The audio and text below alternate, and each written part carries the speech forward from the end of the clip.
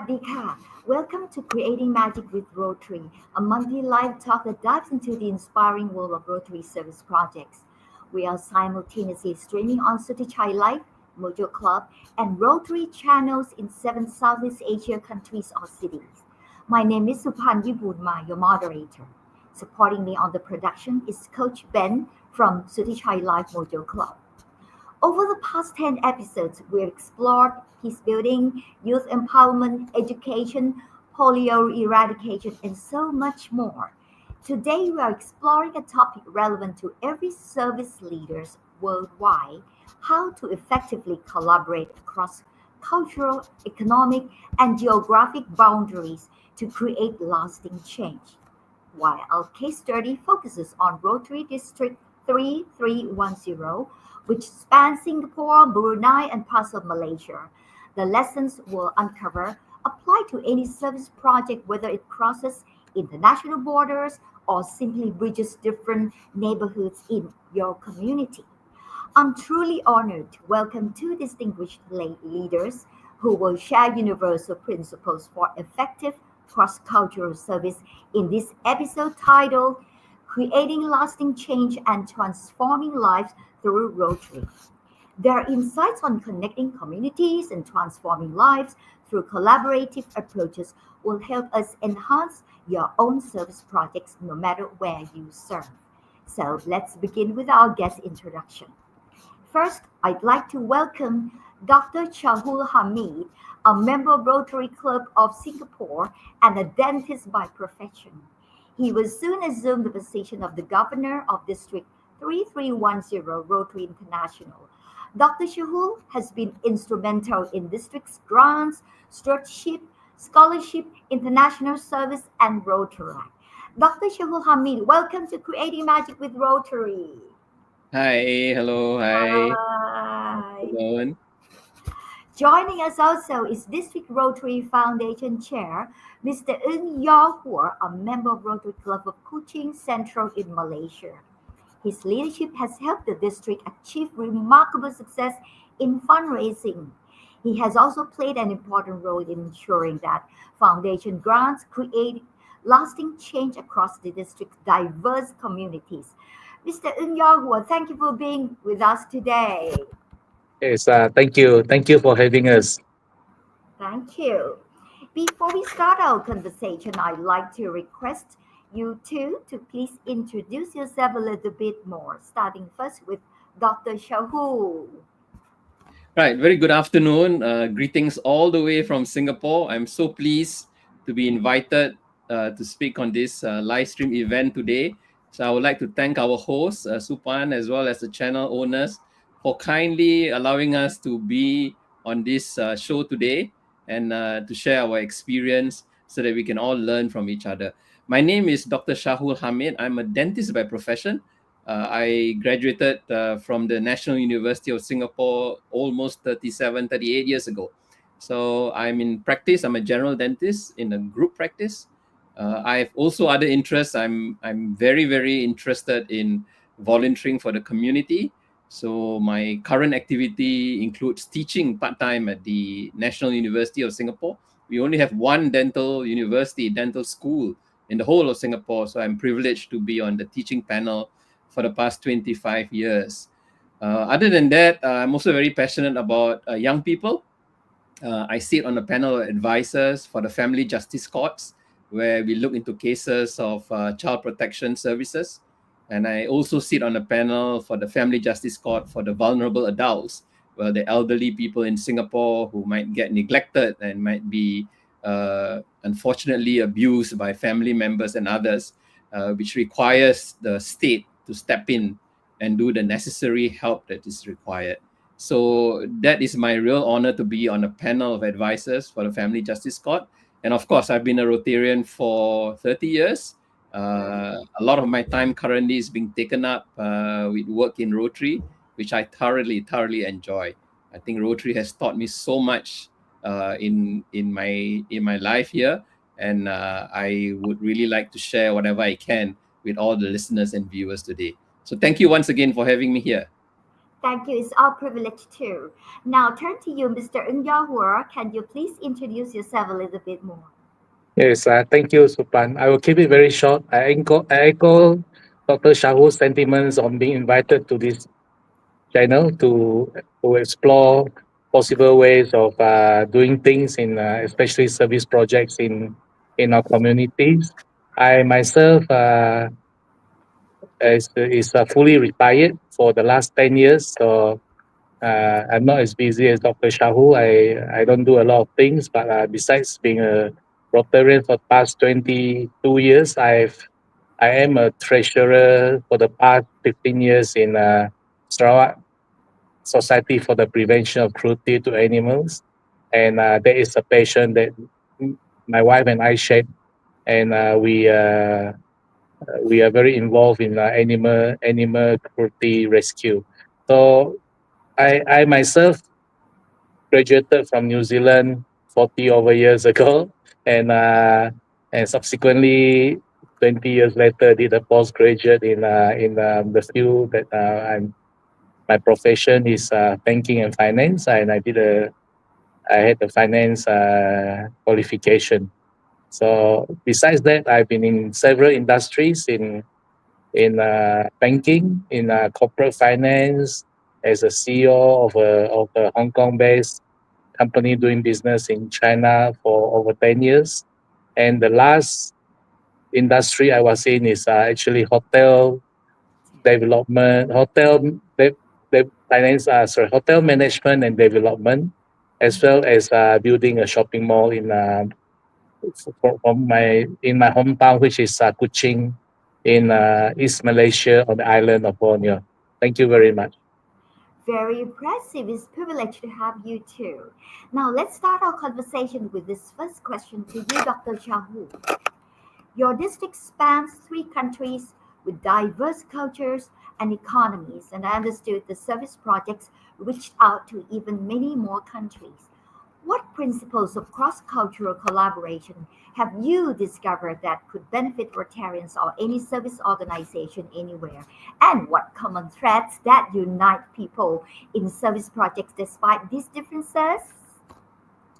All right, thank you very much for that question. I think the key quality that we look for when we explore doing projects across countries, across boundaries, is trust. I think trust is very important if we are going into doing projects which happen to be far away from where we are. The second important factor that we consider whenever we are looking for partners to work with is to ensure that they are willing to serve and they want to do good in the world. So with trust and with this willingness to do good in the world, everything else can be learned as we go along. Why is trust very important? I think we really have to differentiate between doing one-off projects like charitable projects where you just spontaneously give money or give items to help the community for a short term, versus philanthropic kind of projects where we want to consider how we can help the community over a longer period of time, how we can look into some of the problems that they are facing and try to solve them. It's impossible for us to solve all the problems in the world, like poverty, for example, and economic development. We cannot do everything, but there are things that we can do, and we need partners on the ground, regardless of their language, regardless of what beliefs they have, regardless of cultural and religious inclinations, to have this basic thread of willingness to serve. Now, willingness to serve, if there is a lack of trust, will create a lot of problems as well. So, in a world where we are all so spread out, but yet so well connected through the internet and through emails and through WhatsApp, it gives us this opportunity for different groups of people to come together. So, in our district, where we have countries in Singapore, Malaysia, and Brunei, it allows different communities like the urban communities in Singapore to be able to do projects in the more rural communities in parts of Malaysia. And the financing that we get from clubs in Brunei, for example, can power projects in some of the rural areas in parts of Malaysia, even parts in Singapore. So in summary, I think we need to have a lot of trust. And the second thing, we need to have people who are serving, who are willing to learn to do good. So I think this willingness to do good will be able to translate into trust between partners. And once that happens, we can both learn together and do really good things for the world. Wow. Now that we understand the unique context of District 3310 and the key success factors like trust, willingness to serve, hearing or serving the needs of the communities as well as good partnership. Now let's explore how leadership vision translates into action. Dr. Shahul, as incoming district governor, what is your vision for your district in the coming year and how does it build on the work of your predecessors? Well, my vision is always to strengthen the clubs further, to bring our clubs at a higher level than what they have been for the past few years. We want our strong clubs to be stronger. That is essentially what we hope to do. But how do we get from being a good club or a strong club to a stronger club? I think number one, we have to look into mindsets. Philanthropy and service work is actually a science by itself. A lot of people mistake or mistook doing service as just simply giving items or money. I think that is not what philanthropy and service is all about.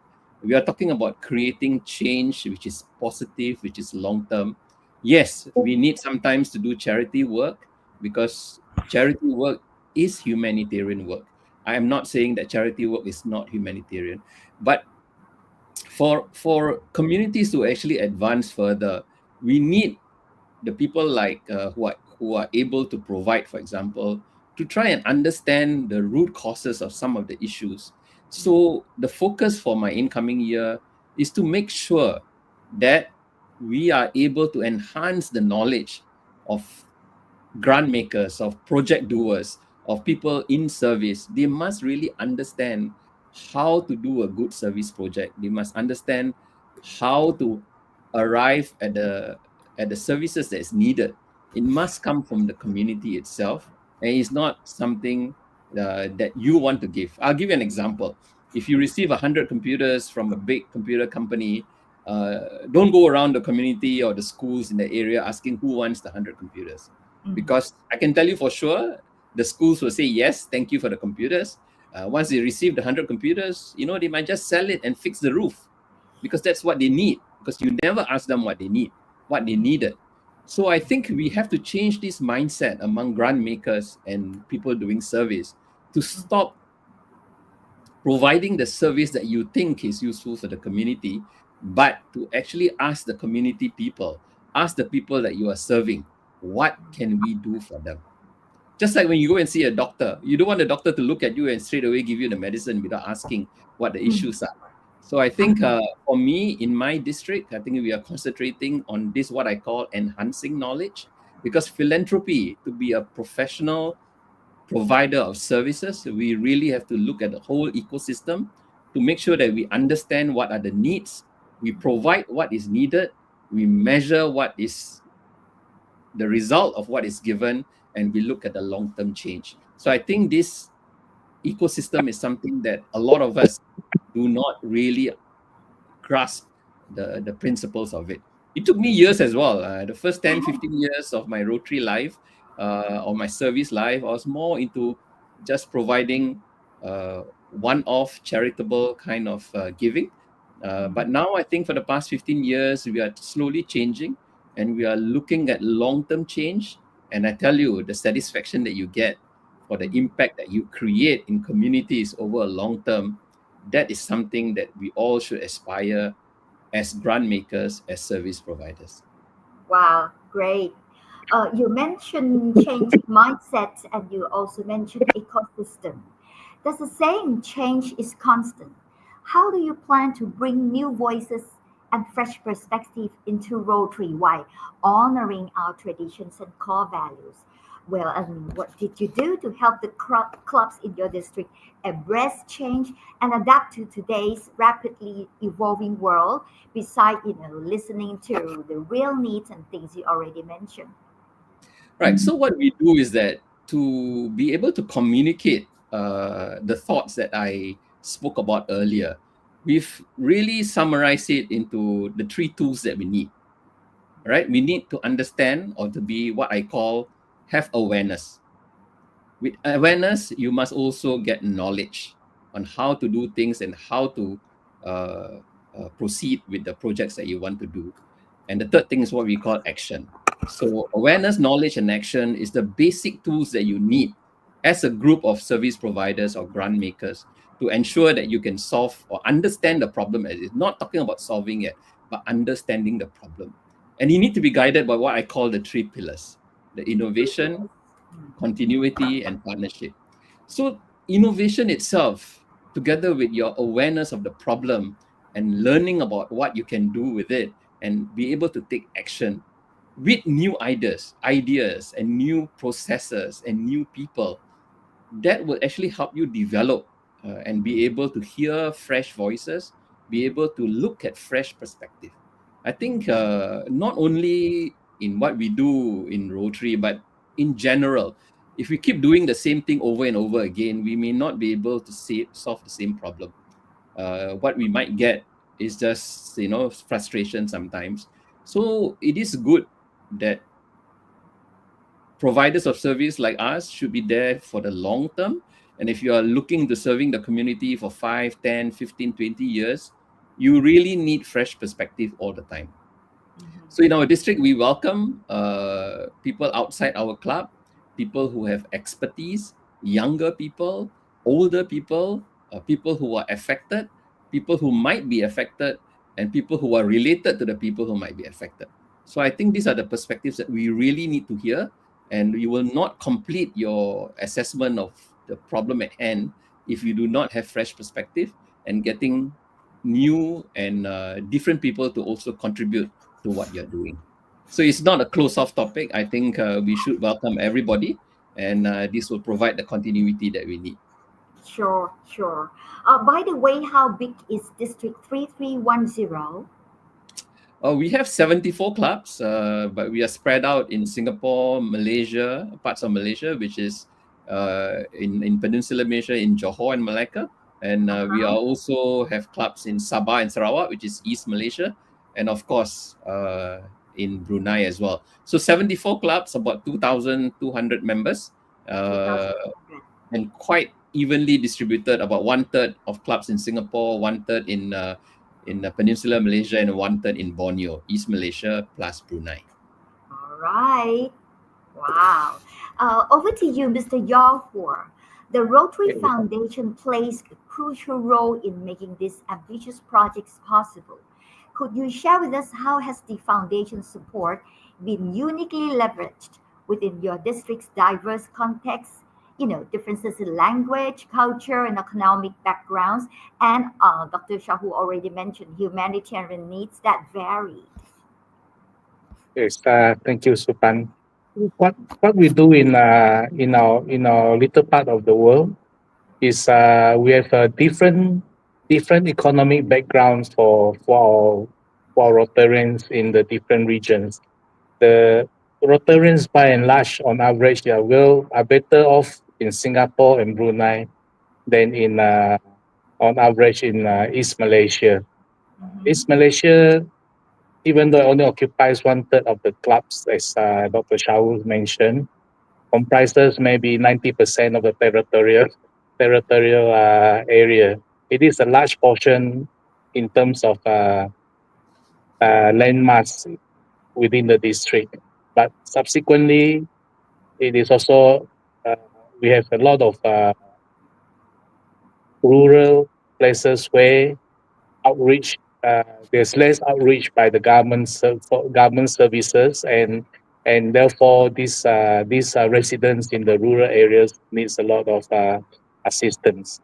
So for in Rotary, we have this unique foundation where uh, donors from all over the world, especially from within our districts, can donate to the foundation, and then it is within our district grants policy to try and generate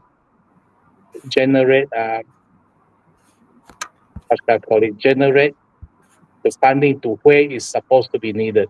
So from Dr. Shahul and I have devised a program where we have what we call foundation funding that was contributed 3 years ago that comes back to the district. So in order for clubs to apply for those funding, we require that they put up a mandatory contribution, current contribution to the foundation, so that there's continuity. In 3 years' time, these funds will come back to be used by other clubs. So to get the clubs to fund to contribute to the areas that they require will mean that they have to go and apply for this district, what we call district designated fund, and make the contribution so that then they can apply this district designated fund to the global grants program that is being affected in the poorer parts of our district. So I think this is unique in the sense that donors by and large, as Dr. Shao says, must have trust before they put up the money to the foundation. Uh, for us, when we when the proponents of projects and the donors actually meet up during intermingle during district events, they will get to know each other, and they will then be able to be briefed on projects that they think that the proponents wants to do, and hopefully the donors will find it interesting and then support it. So from that technical point of view, I think it works very well for our district. I don't know whether other districts can emulate it. I hope they can, so that we have a system where money goes hopefully to where it's supposed to be most useful. Aha. You did mention innovative funding approach to develop projects. Can you also share with us what foundation supported project in the recent years that created most transformative impact in your district, Mr. Yaw-Hua? Yes, our district. My experience has been mostly in the backward rural areas of East Malaysia, where we have very few, very sparse population, and it is very difficult to provide even basic necessities like pipe water, running electricity, and medical services, to basic necessities to these rural residences. So from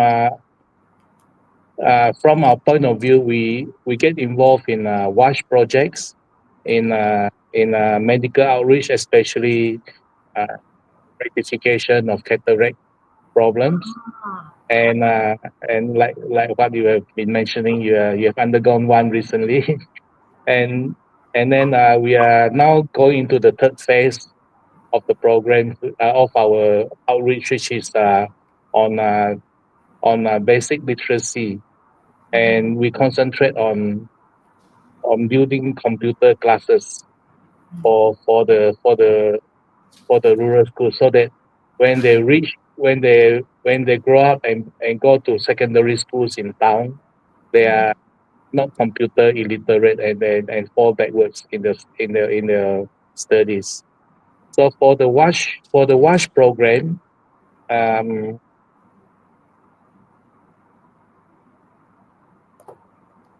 we are doing very basic systems for water filtration and water supply. The water supply in our rural areas are not an issue, because we have plenty of rainfall within, and we don't suffer from long periods of drought.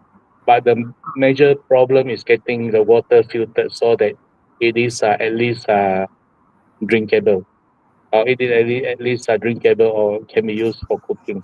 So we have narrowed it down to a very simple gravity fed device to provide water filtration, and this has worked very well.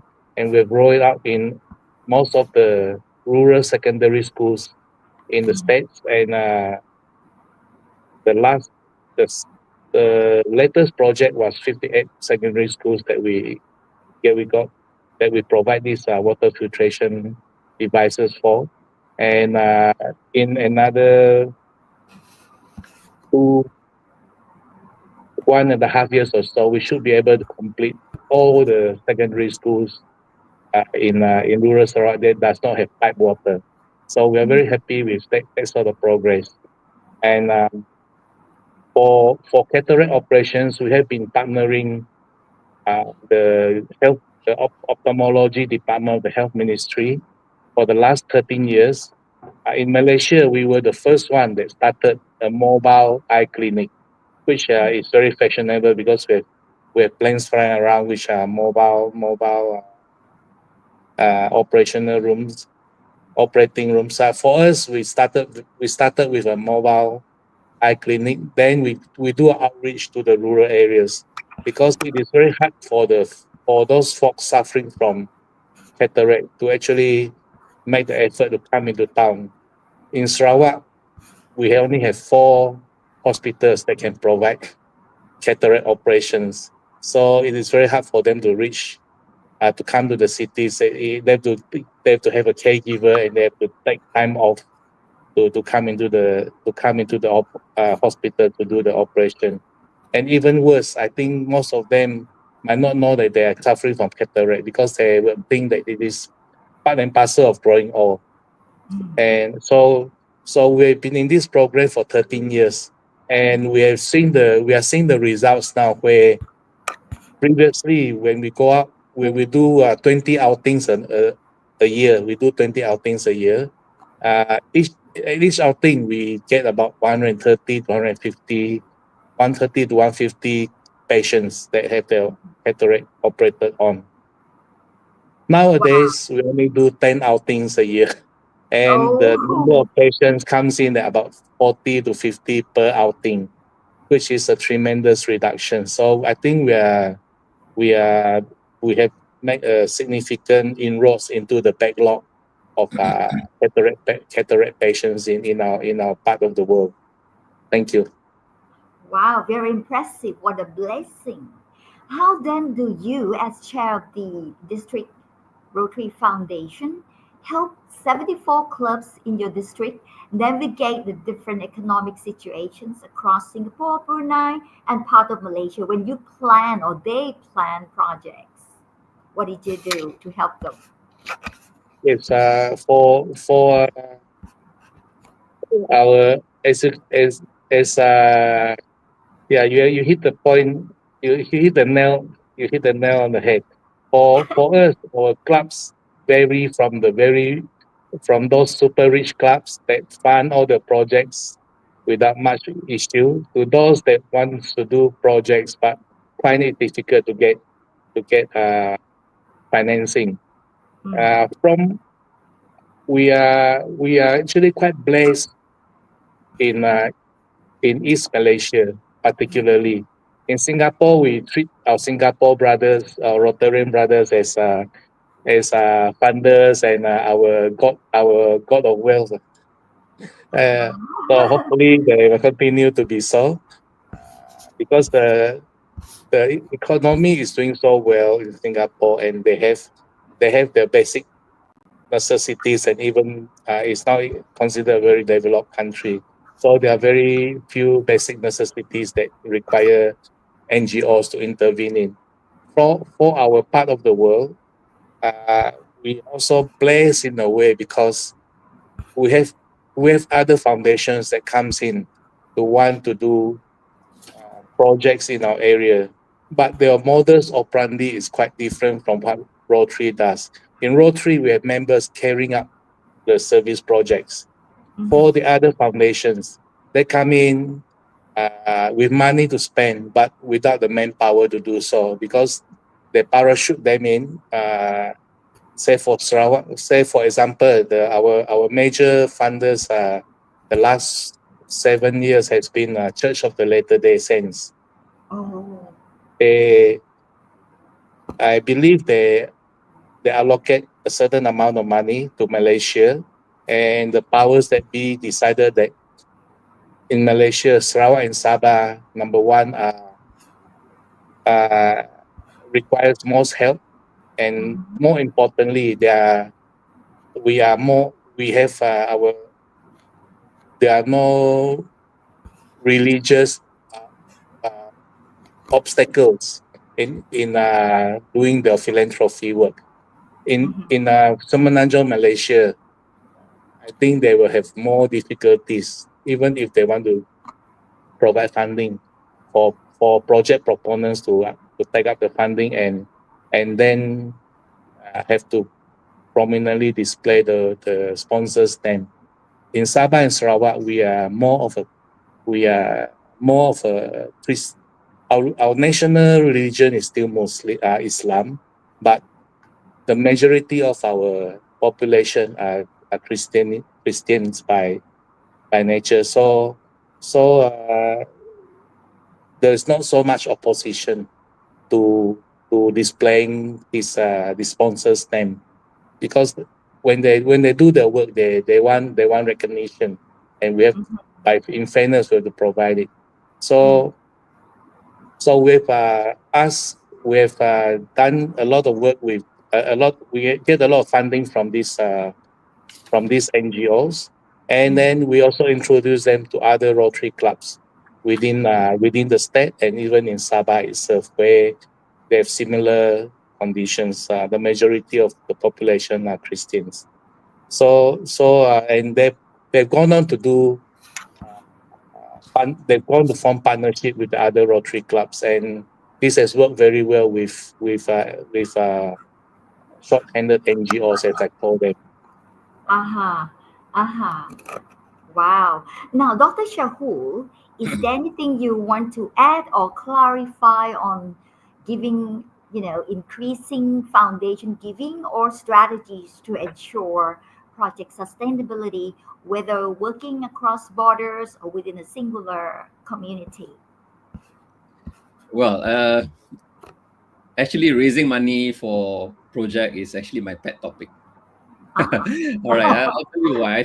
I think all of us will reach a stage in our life where we want to give back.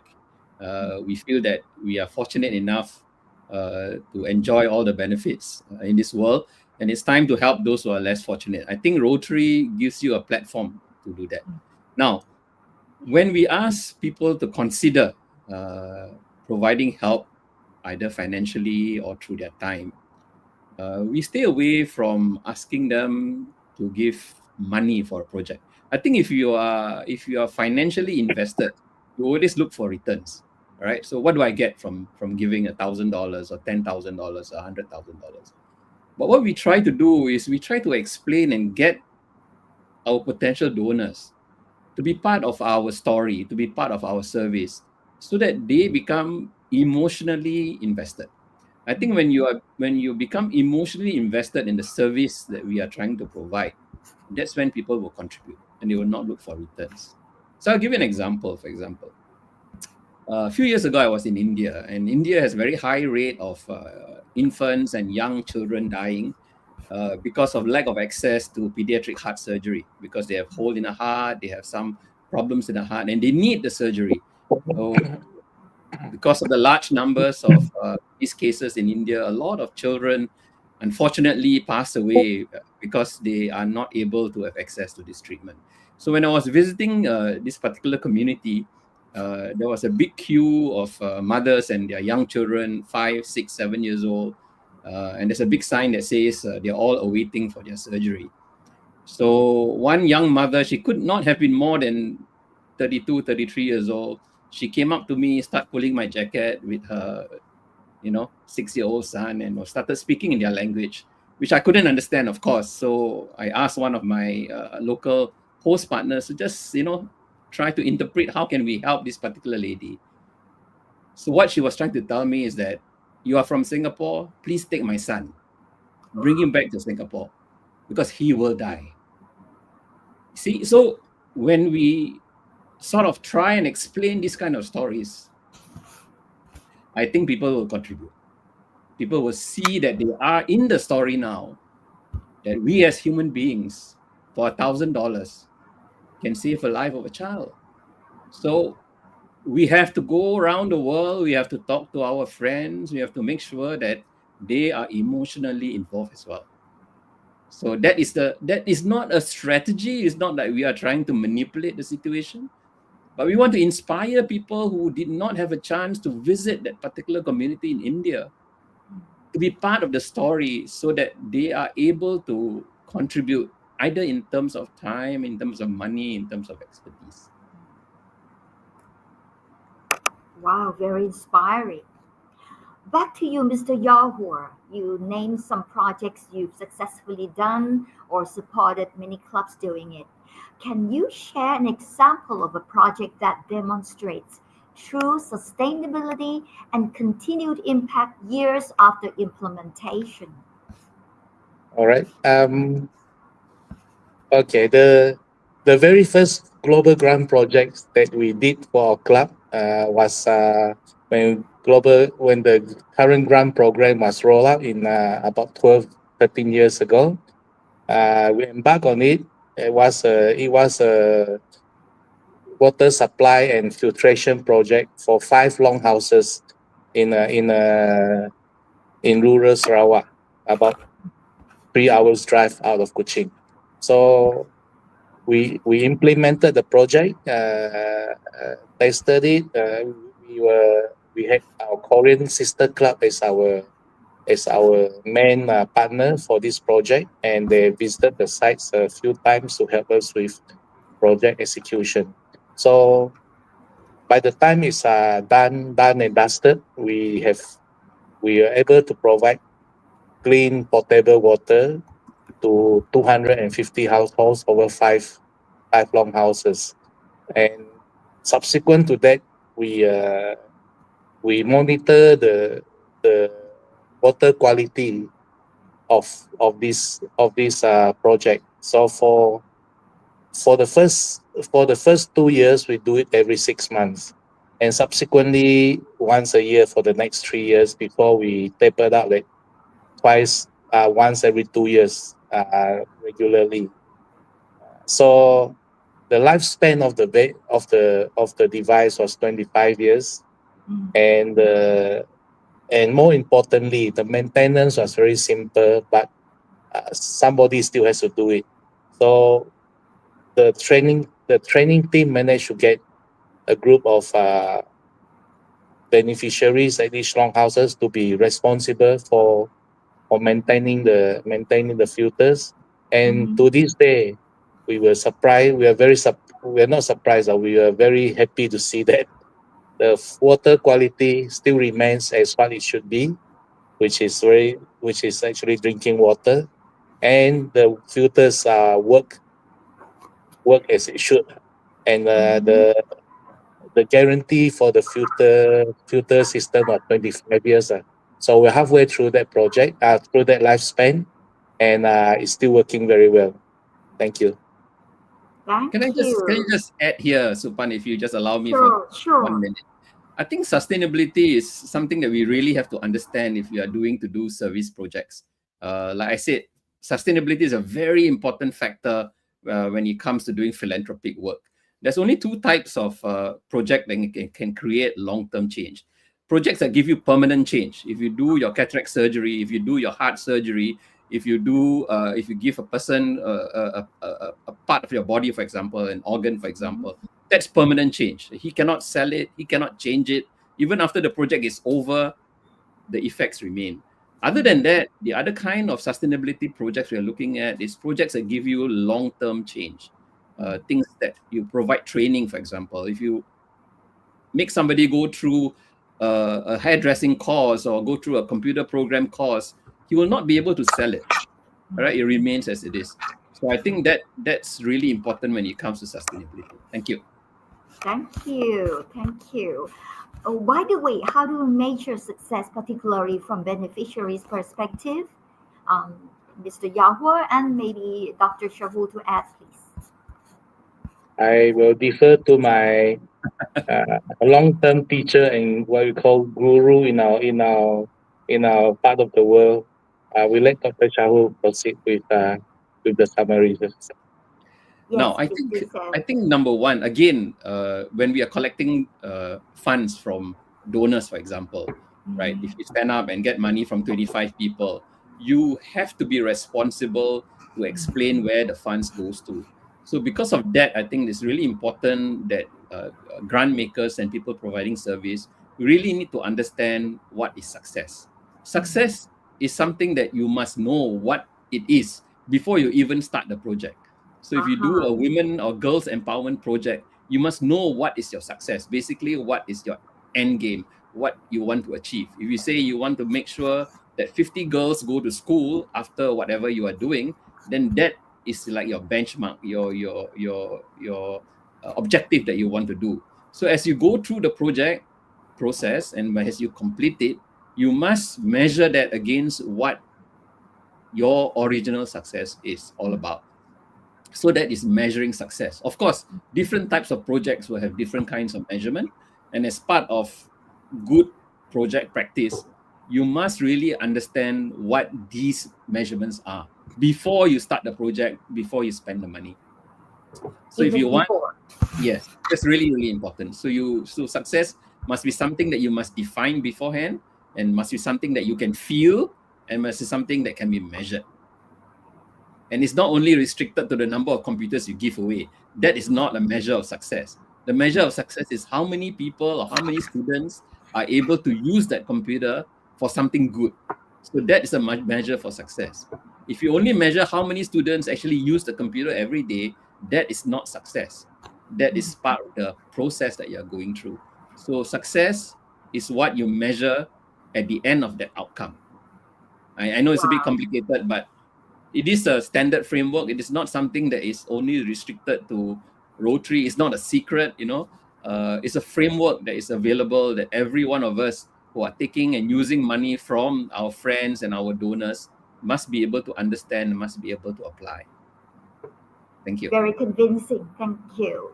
Our last question as a leaf piece or recap, Mr. Yaw-Hua and Dr. Shahul, could you two please share a success story that illustrates those principles or strategies our viewers could apply regardless of location of their service projects?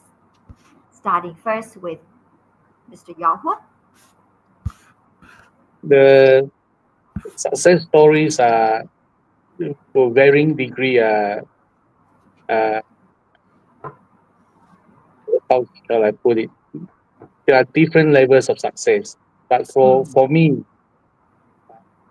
when the beneficiary gets what is uh, what is targeted to be theirs and shows the appreciation, of course, that to me is a success. But from what Dr. Shahu mentioned just now, we want to create permanent change. We want to create not temporary or short term change, but permanent change. And for that, I believe you have to go in and make sure that make sure that the, the changes that you effected when you first start the changes that you want to make when you first start the project is achieved, and that is the hallmark of a good project. We have several examples. I will not go into them, but Uh-huh. but the important thing is there must be a change in behavior, that you want to make a change in the behavior, current behavior to something that you wish and hope that and wish that they can achieve. If you are able to do that permanently, then the project is considered very successful. Thank you. Thank you. Does the saying begin with the end in mind? Dr. Shahul, do you like to add or explain something else?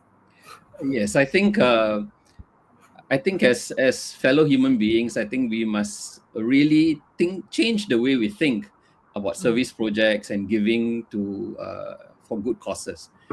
Instead of giving and asking for money, I think we should ask people to invest in humanity. Why invest in humanity? I mean, we all human beings. Doesn't matter where you are, whether you're in Africa or whether you are in Thailand or whether you're in Singapore. It doesn't matter. I think we should help our fellow human beings. And if you can do in such a way that it can impact their life and make tremendous change, that will be totally useful. I'll give you a very short example. I know we are a bit running out of time. We do a school project where we give school-going items to students in a rural part of Indonesia.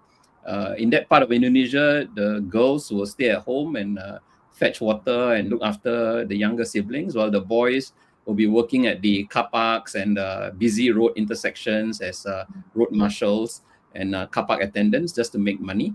So our project over the past 12 to 14 years have put a lot of students in school. And it's an annual project that we do every year for the past 14 years. The most recent project we did last year, in about 6 months ago, a couple of girls came up to me, and they're not young girls, they must be in their early 20s, came up and tapped me on the shoulder and said, "Sir, you don't remember me, but I was one of them 12 years ago, and I'm in university now." So, they said, without the help that they get, there's no way they could be where they are.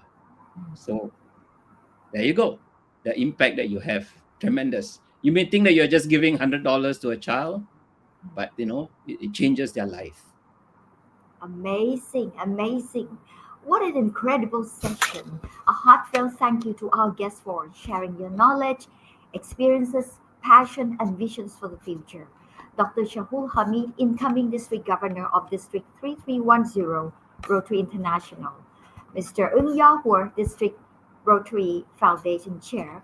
Before we wrap up, could you please each leave with us one key takeaway or a final thought? Mr. Yaw-Hua?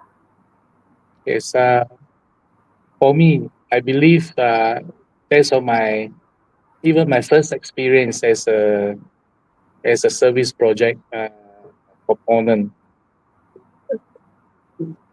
the donor must actually go to the project site and actually look at and see the conditions that is prevailing and what effect subsequently when the project rolls on, what effect it has on the beneficiary. So if he can go pre and post projects, I think the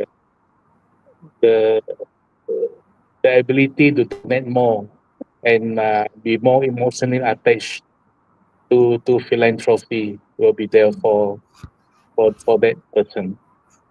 Thank you. Thank you. Dr. Shahul? So for me, I tell everybody, invest in humanity. When you give away part of your treasure, you're not really giving away, you are giving back for all the good things that you had in life. Thank you. Thank you. Very touching, very inspiring indeed. Dear viewers, what we've heard today demonstrates that borders, whether geographic, cultural, or economic, need not be barriers to creating meaningful change. When Rotarians or volunteers come together with clear vision, strategic funding, and genuine partnership, communities are transformed in ways that endure long after a project's completion. So thank you, our amazing guests again. Thank you very much. Thank you, Coach Ben, for a wonderful live talk production support. Dear viewers, for joining us. Thank you for viewing us live or tape. Visit us at Facebook page Creating Magic with Rotary to connect with us for our next episode on Sunday, June the 8th.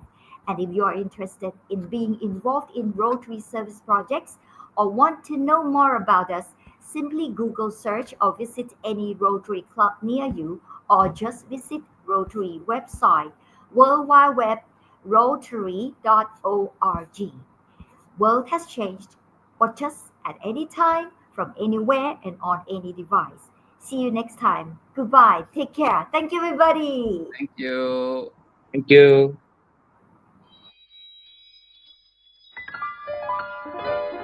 Watch and share Creating Magic with Rotary on Supan Live.